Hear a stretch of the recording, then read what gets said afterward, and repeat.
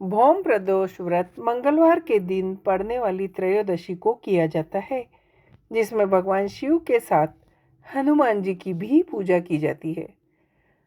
भौम प्रदोष व्रत की पौराणिक कथा अत्यंत प्राचीन काल की बात है। एक नगर में एक वृद्ध महिला बुढ़िया रहती थी।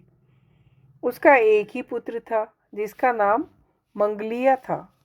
वह वृद्धा हनुमान जी की परम भक्त थी और मंगलवार को पूरी निष्ठा से व्रत रखकर उनकी पूजा करती थी।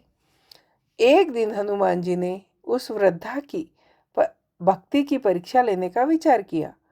वे एक साधु का वेश बदलकर उस वृद्धा के द्वार पर आए और पुकारा, हे कोई हनुमान का भक्त जो मेरी इच्छा पूरी कर सके। वृद्धा दौड़कर बाहर आई और आदर से बोली, महाराज क्या आज्ञा है। साधु रूपी हनुमान जी ने कहा, मैं बहुत भूखा हूँ और भोजन करूँगा, तू थोड़ी सी जमीन लीप दे। वृद्धा बड़ी दुविधा में पड़ गई और हाथ जोड़कर बोली, महाराज लीपने और मिट्टी खोदने के अलावा आप जो कहेंगे मैं कर दूंगी। साधु ने 3 बार परीक्षा के रूप में वही बात दोहराई और अंत में कहा, तू अपने बेटे को बुला, मैं उसे औंधा लिटाकर उसकी पीठ पर आग जलाकर भोजन बनाऊंगा। यह सुनकर वृद्धा के पैरों तले जमीन खिसक गई, लेकिन वह अपने वचन से पीछे नहीं हट सकती थी। उसने भारी मन से अपने पुत्र मंगलिया को बुलाया और साधु महाराज के हवाले कर दिया।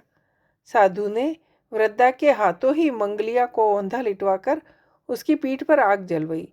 दुखी मन से वृद्धा अपने घर के अंदर चली गई।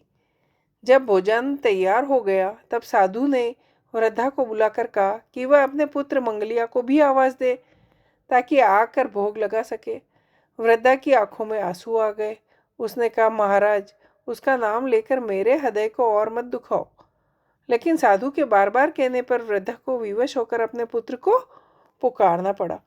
पुकारने की देर थी कि मंगलिया हंसता खेलता हुआ बाहर से दौड़ता हुआ घर आ गया।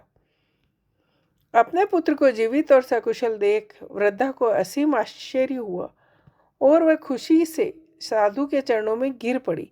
तभी साधु महाराज ने अपने वास्तविक हनुमान जी स्वरूप में दर्शन दिए और वृद्धा को भक्ति का आशीर्वाद दिया। जय हो।